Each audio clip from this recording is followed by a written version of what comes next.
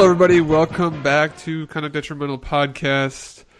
Dan, we had a little bit of a lapse there. Our first time, we had been a little bit slow. We both had some busy times going on, but we're back today to hit up a really timely topic, I think. And we're going to talk March Madness. So, Dan, how's it going? It's going well. I mean, it has been a long hiatus. I think it's been almost 10 days. We had Justin Felko on to talk about ticketing, legal issues, but now March Madness is upon us. In fact, I think the play-in game was on Wednesday night. It's already occurred, and most people are filling out their NCAA tournament brackets, this week. And I think up until tomorrow, early afternoon, they'll still be filling out those brackets. And we're going to cover some of the legal issues that come up in the context of the March Madness pools. Are you breaking the law? What safeguards can you take to limit your legal risk? But before we start, it has been I guess as part of our basketball themed program. If you're in the New York area and you've been following the Knicks for years, you can't help but be affected by the terrible, tragic news of John Andre's passing a couple of days ago at age 78. If you're a Knicks fan of a certain vintage, certain age, I mean, he goes back all the way to the early 1970s. He was the radio analyst for the Knicks' last championship season, 72-73, and he was sort of along for the ride during every up and down year alongside Mike Breen, Marv Albert. I mean, he was the classiest figure in my lifetime in New York basketball, always dapperly dressed, always funny on the air. And he and Marv had terrific chemistry, and that continued with Mike Breen, and just one of the all-time class acts in New York basketball. He's going to be sorely missed, Johnny Hoops. So it's going to be difficult to imagine the Knicks on the air without him. I mean, he hasn't been doing the game since 2012, 2013, but he was a legend, and I don't think he'll ever be forgotten. Yeah, I'm not a big Knicks fan. I've never lived in New York, so I'm not too familiar with his work, but I know he was an extraordinarily respected figure in the Knicks sphere. So, condolences to his family and the New York Knicks organization and the fans. And with that, I think we can move along to March Madness. And I think the best way, Dan, to set the scene is to really talk about, brackets at a larger scale. And I saw some statistics earlier today, specifically a few numbers from the American Gaming Association, which put out some predictions for this year's gambling numbers. They're pretty astonishing. The first one is that $10.4 billion with a B dollars will be bet in NCAA office pools this year on the games, and that they approximate that 70 million brackets will be filled out. And I think it's important to remember that the traditional bracket filling out an office pool, everyone throws in $5, is like I said, the traditional way of doing it. But there's plenty of other ways. I was actually invited this year for the first time ever to an NCAA Squares bracket where, it's essentially the Super Bowl Squares setup. And there's, tons of different iterations of these all the way, back to probably traditional betting where you're just betting game to game on each contest. And so that number is going to reach, I think this is the first time they've estimated it'll crack $10 billion in dollars gambled this year. And then it's, I think, important to also remember how much the NCAA is making off of March Madness this year. The television contract alone with CBS and Turner this year will pay the NCAA $761 million, which their total revenue doesn't reach $1 billion. So this is, approximately 3/4 of that. So it's a huge, huge part of the NCAA's pie. Just astonishing numbers. I think if you look at the total contract, which runs for quite a while now, I think maybe till 2030 or so, but the contract will reach $900 million annually by 2020. So, it's goes up every year. It's going to keep climbing and keep being a huge, huge revenue stream for the NCAA. And then, along those lines, I think it's interesting to look at where the TV ratings have gone in recent years. We saw the top ever tourney rankings in 2015.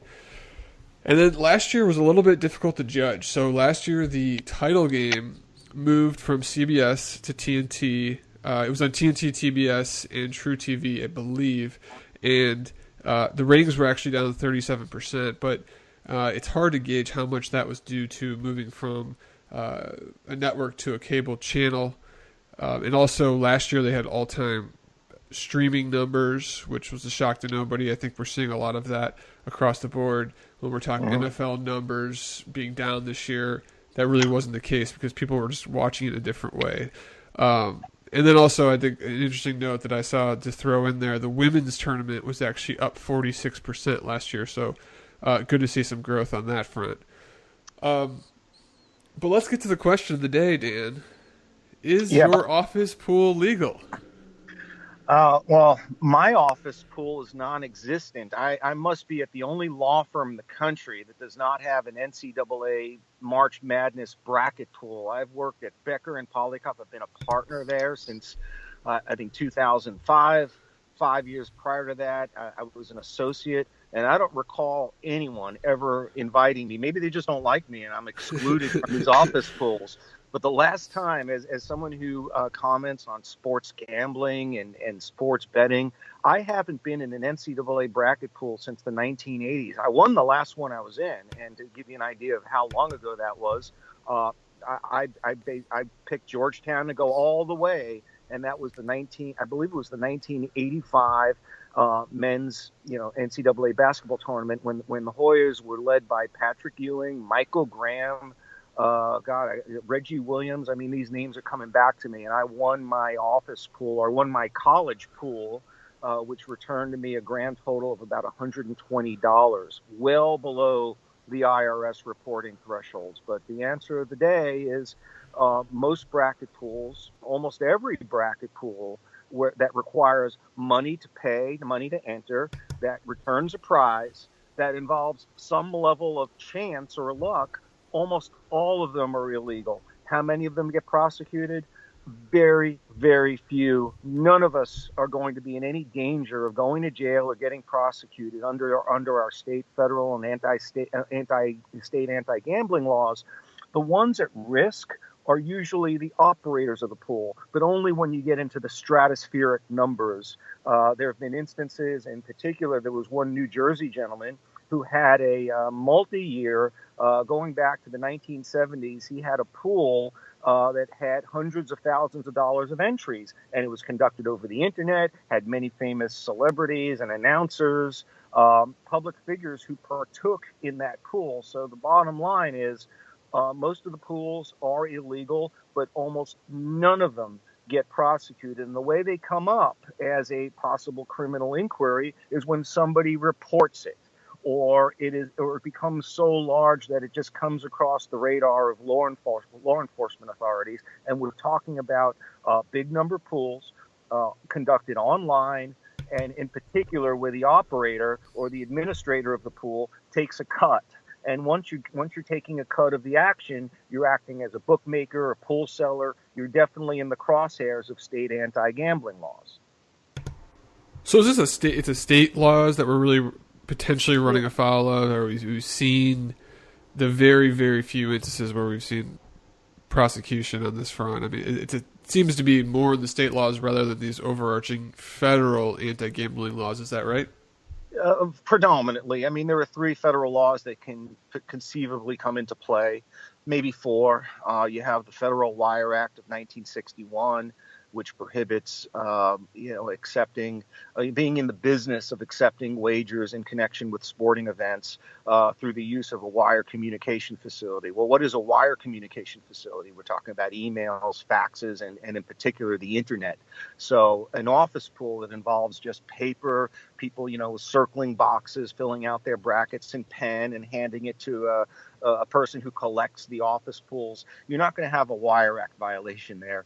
And to the same point, one of the other principal federal anti-gambling laws that could come into play is UEJA, the Unlawful Internet Gambling Enforcement Act, and that predominantly targets banks and payment processors and those who collect money and process transactions conducted over the internet in connection with unlawful gambling. But since we're talking about internet gambling, not traditional paper brackets, Ouija would likely not come into play. The third law, and people make a mistake about this all the time. When we talk about sports betting, everyone reflexively invokes PASPA, the Professional and Amateur Sports Protection Act, as somehow criminalizing NCAA bracket pools. That is just dead wrong, and it just annoys me whenever I read these articles.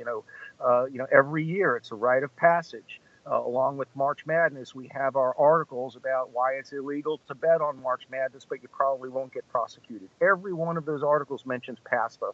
Let me clear up the misconception about PASPA. It is not a criminal statute. It is a federal civil statute that provides only injunctive relief. The greatest danger that anyone would face in participating in a bracket pool under PASPA is having Paul Clement and Aaron Murphy show up at your doorstep or send you a cease and desist letter. At most, it is only injunctive relief. And more importantly, it does not prohibit private actors from participating or operating bracket pools. The private actor aspect of PASPA only comes into play as a derivative violation only if there is an explicit state law or state compact that allows the activity. And I'm not aware of any state legislative enactment, with the exception of those laws that permit friends and family and small pools. But aside from those one or two limited exceptions, the vast majority of states, other than Nevada, Delaware, Montana, and Oregon, who are grandfathered under PASPA, other than those four states and maybe one or two others, there are no state legislative enactments that permit the activity. And in the absence of such an explicit state law, no private actor, no person, no business faces any vulnerability or legal risk under PASPA. It just simply does not apply. Yeah, and believe it or not, we have a Pennsylvania state senator, Lisa Boscala, who has proposed a bill seeking to legalize March Madness brackets, and I believe there's some very tight restrictions on that. It has to be, under $20 per bracket. All the money has to go to charity or the winner of the bracket. The operator can't take a cut. It can only be a certain size. So, really trying to legalize it for the small timers, for the office pools, not for these huge rings that we've seen out there. That would basically cover no pool or no bracket pool that I'm aware of. I mean, you're talking about entry fees under the $20 threshold, and I think some of the AGA numbers that have come out and some of the reports I've read reveal that the average entry fee, or the average amount wagered in bracket pools, is $29. So yeah. I think a bill like that, it's been introduced in the past. I think this is the latest iteration of the bill that has never quite crossed the finish line. I'm not sure that would insulate or protect the vast majority of office pools in Pennsylvania, but it's certainly a bill that is logical, makes sense, and just as we saw in the New Jersey sports betting case, one of the examples that the sports league's attorney Paul Clement threw out as one that would pass muster under PASPA would be a friends and family type of situation. And I'm only aware of, I think, one state, maybe Ohio, that has a legislative enactment like that. The vast majority of other states don't have a friends and family type exception, and the activity would fall under state anti-gambling laws. And the question would be, does it involve chance? Is there an entry fee for money? And is there a prize offered? And in the vast majority of situations in most states, NCAA bracket pools would run afoul of state anti-gambling laws, because you can't tell me that any participant that runs the table and wins their bracket pool did so with the predominance of skill.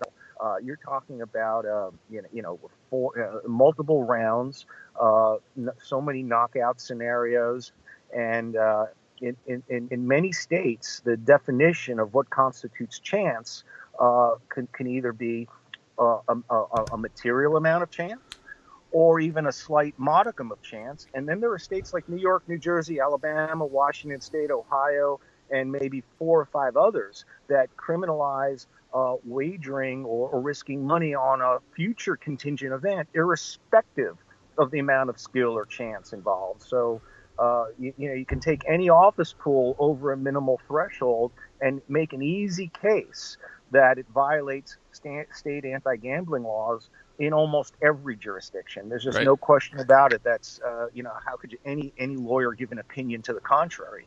But the issue is enforceability and whether you get caught or whether it comes across the radar of law enforcement authorities. And in the few situations that have been subject to criminal prosecution, it's because the dollar amounts have been so vast.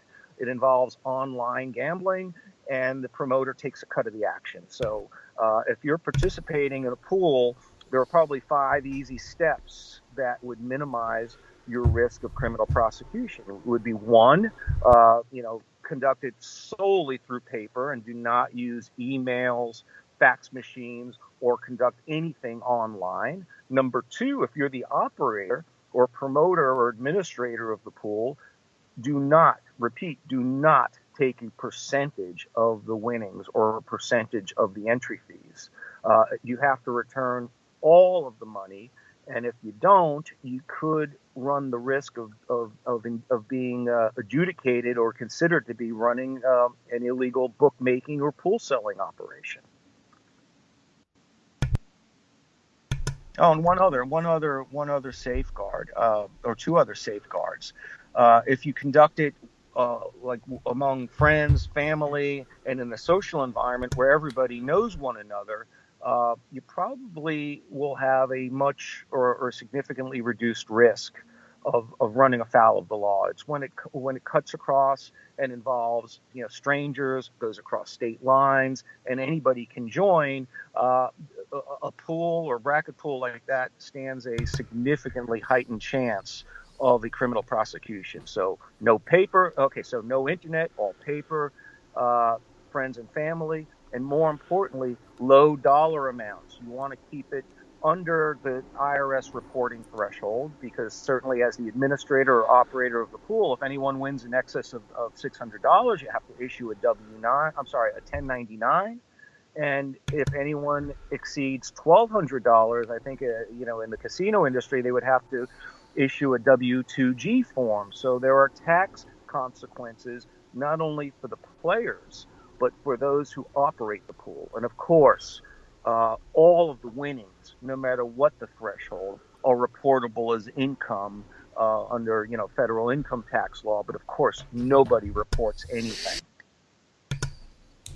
Yeah, and that's funny you bring that up. We'll get to that in a minute. I have a bunch of stories where people have gotten caught and in trouble for this kind of business, but I want to throw in one extra best practice after Dan took away all of our fun. Right there, these best practices. One other thing, maybe best practice, some of them, not all of them. The internet one is tough these days because almost all the brackets are run through various sites, although those sites don't actually collect money themselves, such as Yahoo, ESPN, etc. But one other thing that's out there, in the last couple years, has been reported as PayPal is actually catching on. So what will happen is people will set up accounts through Yahoo and say, hey, PayPal me $20, $50, $100, whatever it may be for your entry this year. And people have been doing it, and PayPal has been catching on to, suspicious amounts of money being sent to one person. Maybe the friend will put in the notes column, this has actually happened, March Madness funds or something like that. And then they freeze the person's account, don't let them delete their account. I don't think people have gotten in trouble from that, but it's certainly a paper trail where if there was an issue, it seems like it would be just an easy stop. And the rationale for PayPal doing that is kind of fascinating to me, because there must be somebody kind of breathing down their neck, whether that's their in-house lawyers who are cognizant of them potentially being part of this issue, or maybe, state or federal authorities asking them to do so. Who knows? But it's a UEJ issue. You're talking about processing payments associated with quote unquote illegal gambling transactions, and it's also a violation in all likelihood of PayPal's terms of service. Right, and it is. It's both of those. But at the same time, given they've never been reported, at least, to be part of the issue, it's just curious that they're going after their own users like that. But anyway, I digress. So Dan has given us a lot of the background, and I have some stories about people who've gotten caught one way or the other that will kind of shine some light onto some of those best practices, but also maybe undercut one or two of them. We'll see. Starting back in 1992, this is what I could find one of the first reported cases.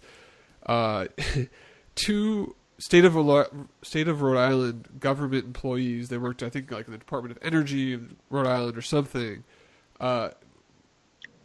were arrested and charged with a felony and misdemeanor for running an office pool that had 24 entries with 41 people mixed in there somehow, and had only collected $210. That's basically the whole state, right? I mean, it's the smallest state. And I mean, I think that must have covered, almost half of the entire state of Rhode Island. So hard to keep a secret in a small state like that. And it's funny you mention that, because the only reason that they were caught is because someone tattled on them and told the police, and the police had quotes on the newspaper article after and said, "Hey, listen, we had a job to do. Someone reported it, so we went. It was illegal, and we arrested them." So that one is the rare, very, very, very rare exception of a small-time Peanuts work pool actually being caught. And note that only the folks that were actually running the pool were caught there, not the people participating. And then, there's been some bigger ones as well, right? So an owner of a Staten Island bar who ran a $1.5 million pool that had 150,000 entries in it,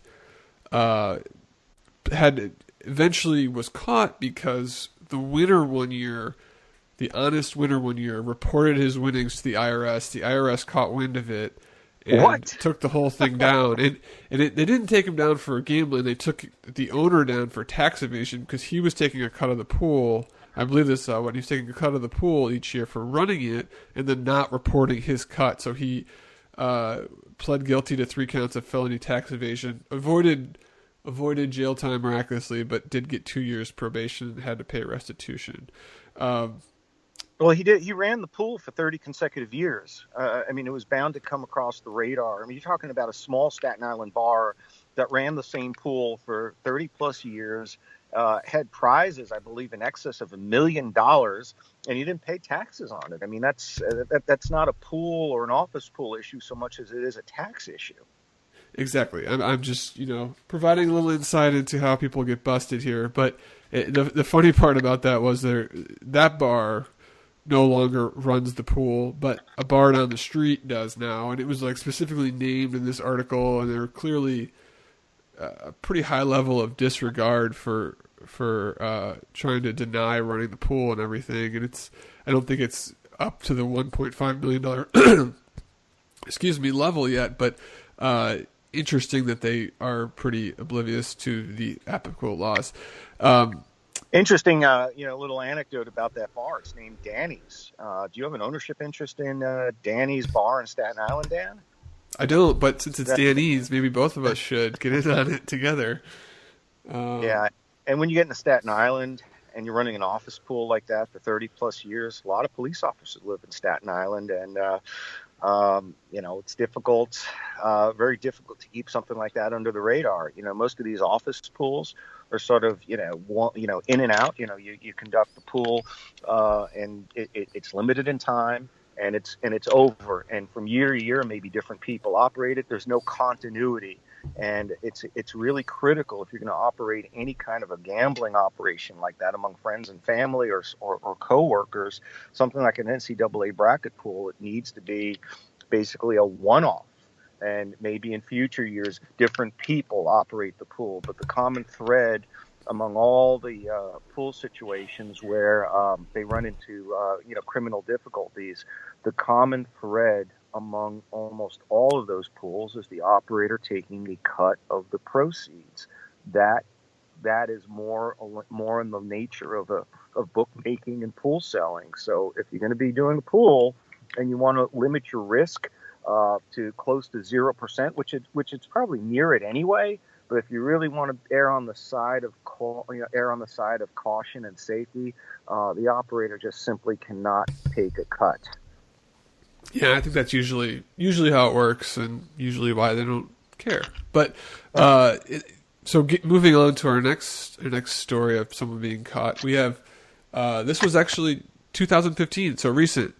There was the details of this one are a little hazy; they never really came out, but it was an interesting note because there's 23 people arrested at one time in Alpharetta, Georgia, and they found "quote unquote" a large gambling operation in progress based on an NCAA tournament. So this wasn't, an office pool. This one reeked of huge dollar amounts, although it wasn't said. There was a large volume of cash recovered, also a lot of guns. So this, was a little different of a ring than we may be used to in the law firm office setting. Isn't a Warren Zevon song "Lawyers, Guns, and Money"? I mean, maybe that inspired Warren to write that song. But again, you're talking about a full scale or true gambling operation. Yeah. And the vast majority of basketball fans who participate in office pools are doing it under the radar, just through their office and with colleagues, friends, or family. So, it's the ones that go above and beyond that run the greatest risk of criminal prosecution. And again, the federal anti-gambling laws in particular, and many of the state laws target the operators, not the players.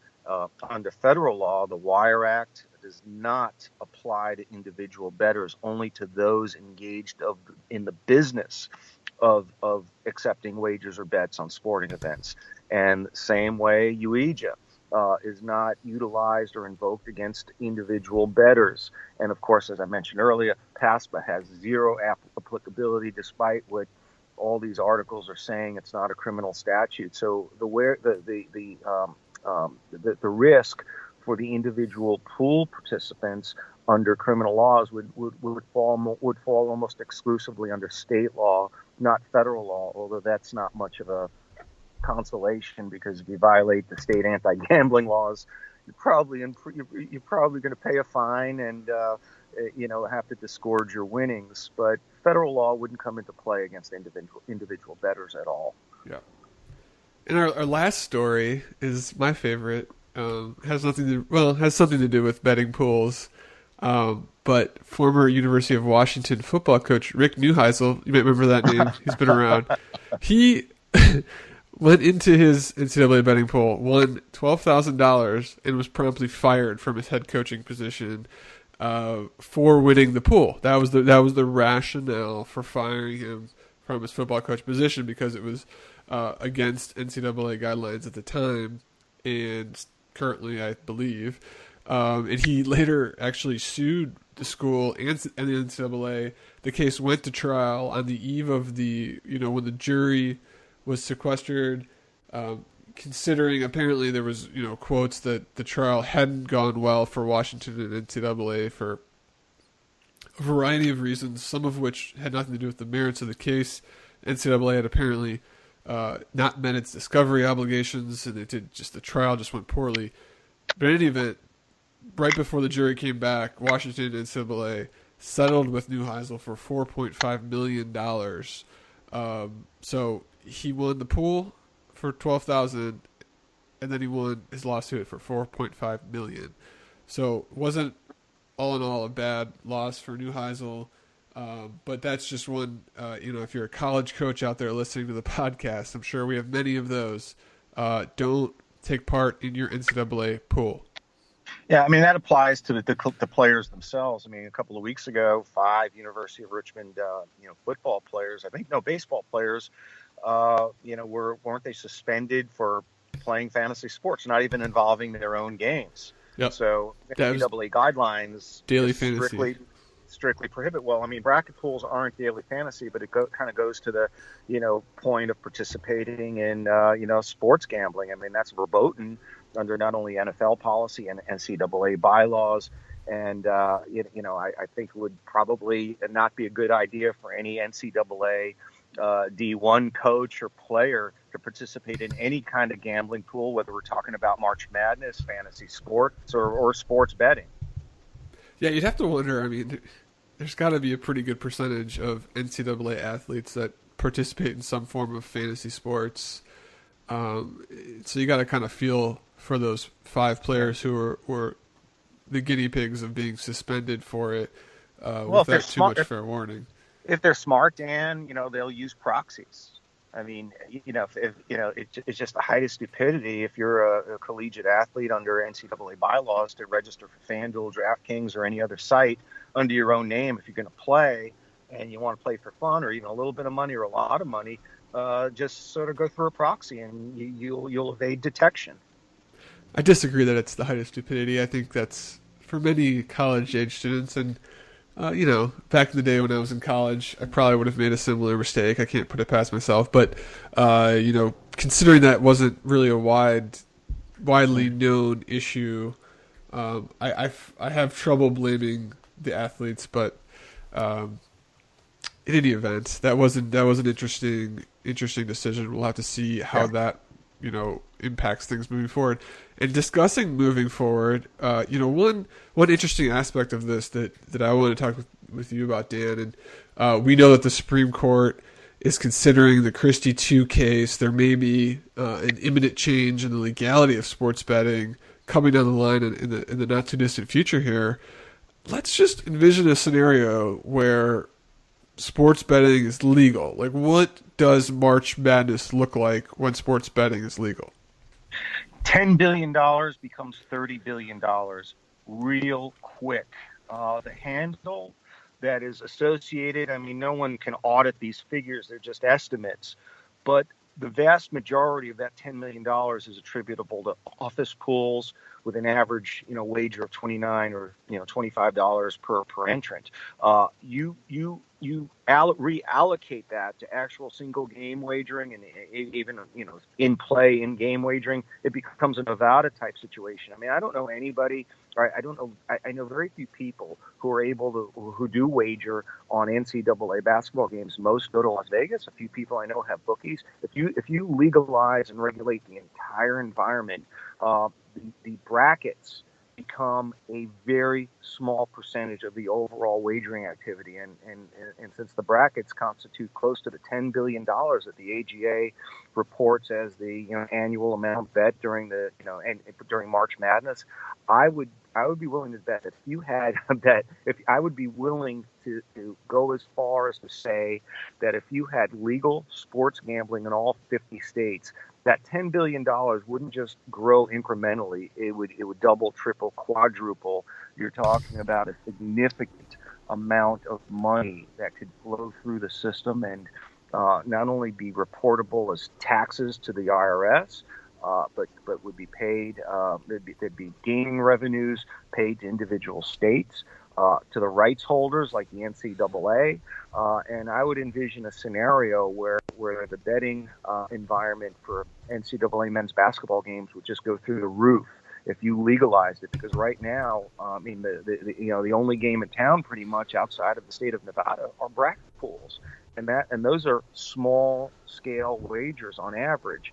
If you allow full on single game wagering on these games, it doesn't just become one wager on one bracket. You're talking about 64 teams, but 52 games in the first round, 16 games in the second round, and so forth, up through and including the NCAA men's basketball finals. The number of betting events compared to one bracket pool would grow by leaps and bounds, and consequently the handle associated with legal single game wagering on NCAA games would grow many times over. So the overall handle, in my view, would have to grow by several multiples, and that's just an insane amount of money to leave off the table given the current legal environment in which we're operating.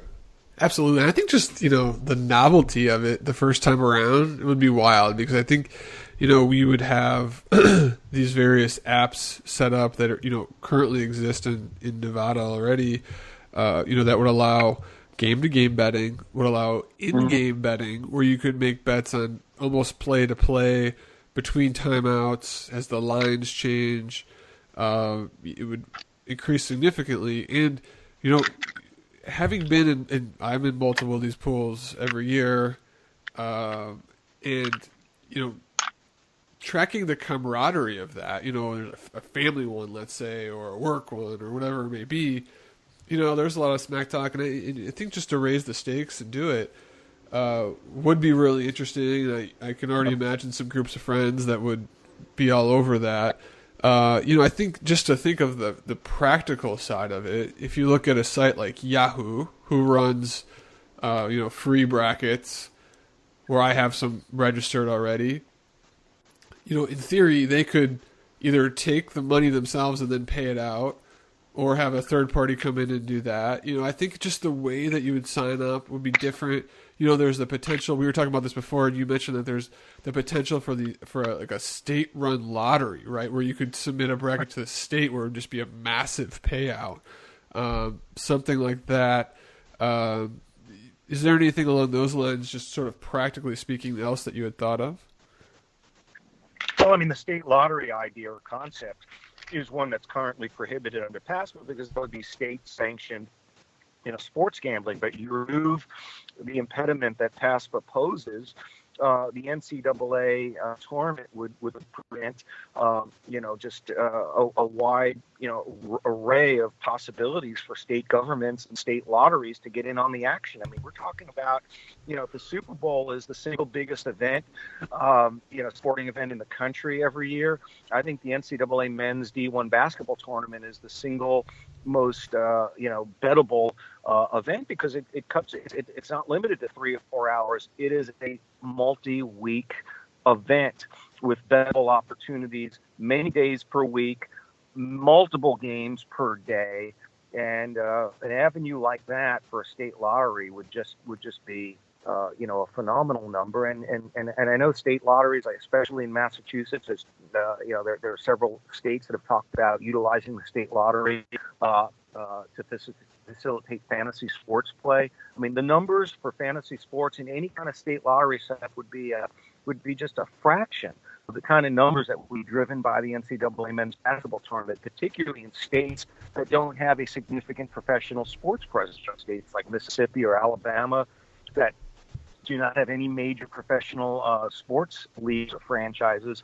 In states like that, a state-based lottery centered around the NCAA tournament would be would be a tremendous number, and you're talking about multiple revenue streams. Casinos, racetracks, the lottery, state governments. The $10 billion, as I said earlier, the $10 billion number could easily grow twofold, threefold, fourfold if the entire environment were legalized, regulated, and permitted. And it's a missed opportunity, given that the activity is taking place anyway, and the vast majority of the money is being driven to illegal channels, offshore books, illegal, bracket pools, and that presents a tremendous economic opportunity for the stakeholders, for the states, and federal income tax reporting. And it's an anachronistic law that really does inhibit or prevent so much of this money from being reallocated to legal channels. Yeah, it's we've been down that road before, but it's going to happen. Yeah, it's going to happen. It's going to happen. Sooner, they keep saying sooner or later it's inevitable. 3 to 5 years, 5 to 10 years. I went on record at South by Southwest this Saturday, and it's pretty obvious if anyone who's following the United States Supreme Court case involving Christie too. The court issued a invitation to the Solicitor General to submit an amicus curiae brief expressing views of the federal government on PASPA. Well, that brief will likely be filed by the U.S. Solicitor General. The newly appointed SG still has to be confirmed, but Noel Francisco, in all likelihood, will be filing that brief in May. And given the ideological background of Mr. Francisco, he's an active member of the Federalist Society, and that's a conservative law organization. that advocates limited federal interference in internal state affairs, and believes in broad state rights. And the Christie case could provide the perfect vehicle to advance the kind of federalism principles that lawyers like Mr. Francisco have historically supported during their careers. And I'm of the view, and of course, I don't know, this is just a prediction, but I get the sense that ESG is going to recommend that the court grant certiorari, and that recommendation, whichever way it goes, either a cert grant or cert denial, that's followed by the Supreme Court historically 80% of the time. And over the past year and a half, the last 25 of these invitations that have been made to the Solicitor General that have been responded to with an amicus brief, the court has followed it 100% of the time. So we could be working our way towards the Supreme Court hearing the constitutionality of PASPA on its merits later this year. And if that happens, quote unquote, all bets are off. We could have PASPA stricken as unconstitutional as early as next year. And that could open the floodgates for states to legalize sports betting. I mean, parlay bet here. The SG has to file an amicus brief recommending a cert grant. The court has to grant cert, which it will if he recommends it, and then the court has to overturn PASPA. So it is a kind of a three-event parlay that has to take place. But I think there's at least it is at least a 50% chance, if not significantly higher, that those three events will happen. So what you're telling us is we have 2018 March Madness will look a lot different than this year. And that would be an interesting result. But I don't want to drown on about this stuff too much. We have another podcast completely on the issue, so if you guys are interested, jump on that. Dan, do you have a team you're cheering for? Well, I want to get to the timing of this. Let's say best case scenario, the court grants certiorari and then issues a decision in January, February, or March of next year declaring PASPA to be unconstitutional. That doesn't solve, that does not insulate March Madness bracket pool. What it does is it then removes the sole or primary federal impediment to state-sanctioned sports gambling, and then states would have to introduce bills and enact them into law to legalize sports betting within their borders. And that's a process that could take a couple of months and would vary widely from state to state. So I think we're looking, even if all those conditions precedent good legal term occur, I think we're looking at the 2019 March Madness as the earliest date at which we would have full-on legal sports betting in the vast majority of states, although some states pass laws very quickly next year. Certainly in New Jersey, you would have one right off the bat. Delaware and Pennsylvania would probably follow suit. And then there are 6 to 8 other states that have enacted or introduced bills that are what I would call on-deck bills that are triggered if they're passed in law, would tie the effectiveness of sports betting in those states to the removal or repeal or jettisoning of PASPA under the Supreme Court precedent. So as many as 8 to 10 states could have legal sports betting in time for next year's March Madness. The Supreme Court declares PASPA to be unconstitutional. Do I have a favorite team? Yeah, Hofstra, St. John's, neither of which have seen a whiff of the NCAA men's basketball tournament in a long time. I don't have a strong rooting interest this year other than, I probably want to see the Big East win. But no, I don't have a particular team. Maybe Darren Ravel's team, or more accurately, Julia Louis-Dreyfus's team, Northwestern. That would probably be the team I want to root for. Northwestern pulled Vanderbilt, my local squad, here in Nashville for the Nerd Bowl in the opening round. But Dan, you're welcome to jump on the University of Michigan bandwagon with me as the Wolverines just miraculously, after a team plane crash, they had to play in their practice jerseys the first round and miraculously won the Big Ten tournament. We're hot. we got screwed with the 7 seed, but I think they have some chance for some fireworks in the tourney. So jump on the Wolverine bandwagon. Well, if Jim Harbaugh wants to come over to my house and recruit me, I'm all in for Michigan. Be careful. He might do a sleepover. He's done that one before. So, all right, Dan. I don't have bunk beds, so that prospect is out. Probably, I think UCLA might be another team that I'm going to watch closely because as a Knicks fan, what's the rite of passage for the Knicks? Basically to watch somebody else participate in the lottery because you've traded away your number 1 draft pick. This is the rare year where the Knicks have held on to their number 1 draft pick, and they will be in the lottery because they are all but certain to miss the playoffs. And I'm kind of interested and intrigued by Lonzo Ball, the fantastic point guard from UCLA, who's got a little bit of Jason Kidd in him, whose dad. Don't think the Knicks are going to be bad enough to get him is the only problem. As hard as that may be to fathom. We may need another frozen envelope. Oh, they don't do envelopes anymore. They do ping pong balls. You know, the rumor back in 1985, the lottery was fixed so that the Knicks can win the rights to get Patrick Ewing. There was the rumor or the urban legend of a frozen envelope. But there's so many great players that are going to land in the lottery this year that even if they don't get Lonzo Ball, there are a number of players up through the first 6, 7, 8 picks of they're likely to fall in. The Knicks are, I think, the 6th or 7th worst team currently. So they're going to get a great player, but I think Lonzo Ball would be a transformative player for them. Pair him with Porzingis. His dad can beat Michael Jordan, too. So you get a package deal. I think he can still suit it up. He might be able to procure a $1 billion shoe contract if his son gets drafted by the Knicks. There you go. So, all right, Dan. Well, we're past our time, so I want to keep you any longer, but I'll look out for UCLA as well. He's a fun player, so